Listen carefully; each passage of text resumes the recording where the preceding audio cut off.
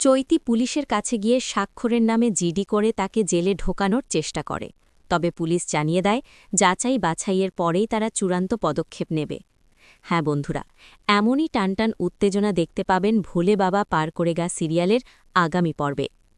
ঝিলকে সিঁদুর পরানোর ঠিক আগ মুহূর্তে হঠাৎ করেই চৈতি পুলিশ নিয়ে হাজির হয়। পরিস্থিতি আচমকাই বদলে যায়।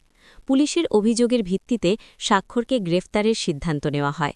পুরো ঘটনাটি জানতে দর্শকদের শেষ পর্যন্ত ভিডিও দেখার অনুরোধ।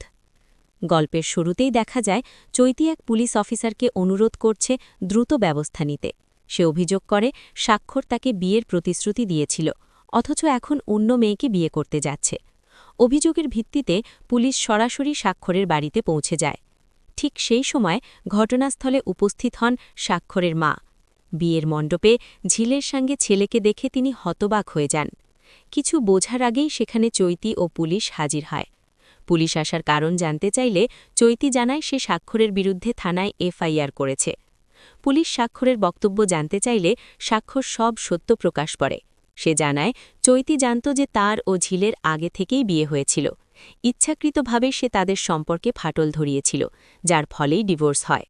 পরে সত্য বুঝতে পেরে সে আবার ঝিলকে বিয়ে করার সিদ্ধান্ত নেয়। স্বাক্ষরের মতে এখানে দোষ তার নয়, সবটাই চৈতির ষড়যন্ত্র। তবে পুলিশ জানায় যেহেতু এফআইআর হয়েছে এবং বিয়ের প্রমাণ রয়েছে, তাই আইন অনুযায়ী তাকে গ্রেফতার করতেই হবে। স্বাক্ষর শান্তভাবে জানায় সে কখনোই চৈতিকে বিয়ে করবে না, শাস্তি হলেও না। প্রয়োজনে জেলেও যেতে সে প্রস্তুত। পাশাপাশি সে ঘোষণা করে সময় এলে আদালতে চৈতির বিরুদ্ধে সব প্রমাণ পেশ করবে।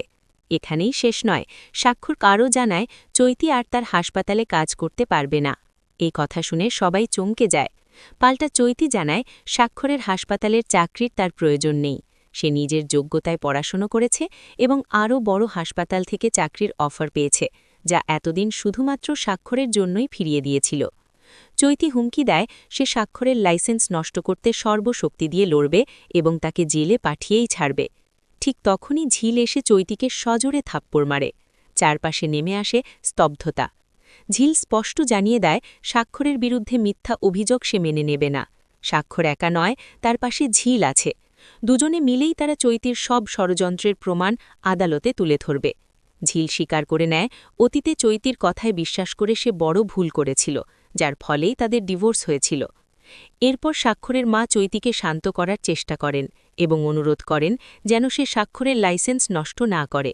কিন্তু চৈতি ঠোঁটের রহস্যময় হাসি এনে জানায় খেলা এখনও শেষ হয়নি। এমনি প্রতিটি নতুন আপডেট সবার আগে পেতে এখনই চ্যানেলটি সাবস্ক্রাইব করুন, ভিডিওতে লাইক দিন এবং বন্ধুদের সঙ্গে শেয়ার করতে ভুলবেন না। আবার দেখা হবে পরের ভিডিওতে।